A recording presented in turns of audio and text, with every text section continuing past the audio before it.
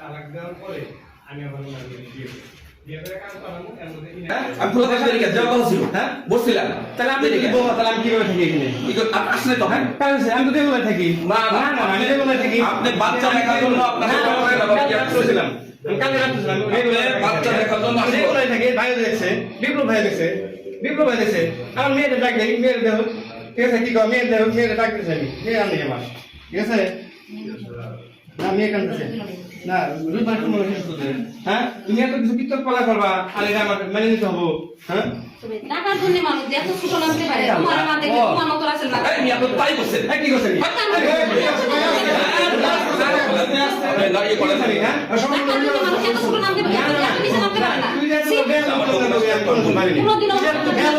টাকা দরকার ছিল না টাকা নাই দিতাম না না তুই দিতাম বেতনটা পাইলে আমি টাকা দরকার ছিল না হ্যাঁ আর জোর করে না তুই কষ্ট এরকম ভাই সামনে জোর করে রাখতেছে হ্যাঁ আর কথা বলছে শুনেন জোর করে দেখে থাকি তাহলে আপনি বসে নিয়ে যান হ্যাঁ আমি কাজ করতে না তাহলে আপনি নিয়ে যান জোর করে দেখে থাকি তোমার জীবনটা বাঁচাও ওই তো উদ্দেশ্য না থাকে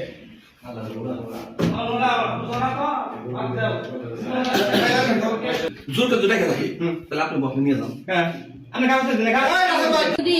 টাকা পয়সা দেও আমি বাড়িটা কমপ্লিট করি করার পরে তোমার বাড়িতে নিয়ে যাবো এখন যখন আমার টাকা পয়সা সব নেওয়া শেষ এখন আমার বাড়িতে নিয়ে যাবো আমার বাড়িতে নেও আবার এখানে একজন না এটা আলোচনা করবেন আছে এটা আলোচনা করবেন পারিবারিক আলোচনা করবেন যে বাচ্চাটার সাথে মানে সে ওই তার দিন পরিবারের যে পারে সিচুয়েশন হয়েছিল উনি আমার বিয়ে করতে বাধ্য হয়েছে ওনার বউ হইতে আমি বাধ্য হয়েছি আমি কোনো রিলেশন করে ওনার সাথে আমার বিয়ে হয় নাই ও উনি এখন আমার এই হাজবেন্ড নাম কি? রাসেল যে ছিল ও তখন আমার কাছে মানে আমি ওই তখন পদক্ষেপে 2 লাখ টাকা রাখলাম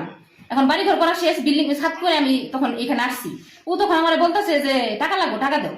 এখন আমি বলছি যে আমার কাছে বর্তমানে টাকা নাই কিনা এখন ও বলতেছে আমার নেসলে চলে গেছে নেসলে বিজনেসে চলে গেছে আমার টাকা দাও পরে আমি বললাম যে 2 লাখ টাকা ব্যাংকে আছে আমি এটা একটা রুম কমপ্লিট করার পরে তোমার আমি টাকা দিব তার কোনো টাকা দিব না পরে এগুলা নিয়ে ও ঘোলামেলা করতে করতে ও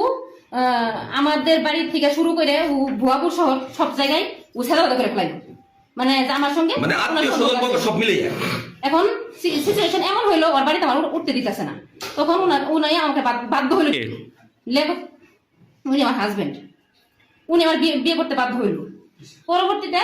আমি আবার রাসেল আবার আমার সঙ্গে যোগাযোগ করতেছে আমি তোমার এই নিবো তোমার সাথে সংসার করবো পরে এক জায়গায় নিয়ে যাই সিগনেচার করাইলো সিগনেচার করানোর পরে আমি বলতেছে এটা নকল আমি বলতেছে আমার কফি দাম বাড়িতে যাও